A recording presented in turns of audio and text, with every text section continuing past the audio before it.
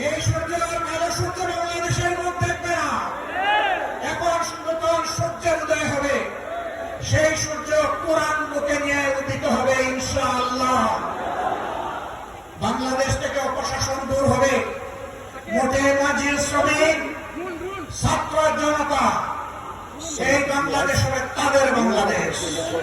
লুটে তাদের হাত থেকে উদ্ধার করে বাংলাদেশ তুলে দেওয়া হবে দেশপ্রেমিক জনগণের হাতে ইনশাআল্লাহ।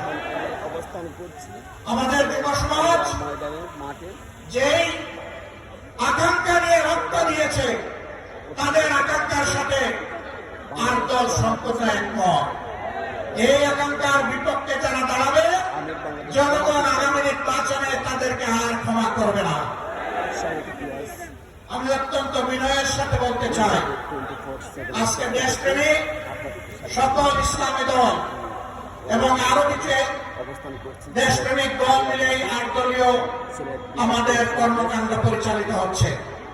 2-1টি ইসলামী দল এখন তার বাইরে আছেন। আমি বন্ধুদেরকে অনুরোধ করব, সকল ধরনের মুহের জাল ছিন্ন করে আপনারা আপনাদের আঙ্গিনায় চলে আসুন।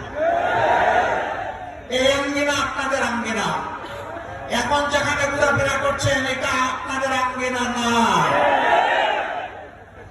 তাদের শীর্ষ নেতারা বলেন, আমরা শরিয়া আইন বিশ্বাস করি না। তারা মুসলমানদেরকে মৌলবাদী জঙ্গি বলে।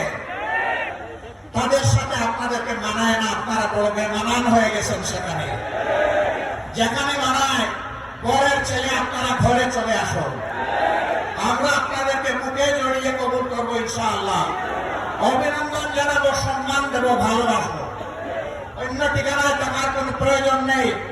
আপনি সম্মানের ঠিকানায়, কোরআনের ঠিকানায়, মানবতার মুক্তির ঠিকানায় ফিরে আসুন। আপনি কেন ছাত্রবাসদের অংশীদার হবেন? আপনি কেন দখলদারের সমর্থক হবেন?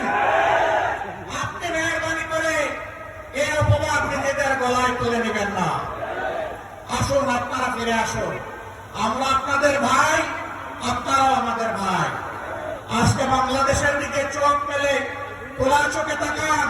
আজকে সমস্ত ইসলামিক এবং দেশপ্রেমিক শক্তি ঐক্যবদ্ধ হয়েছে।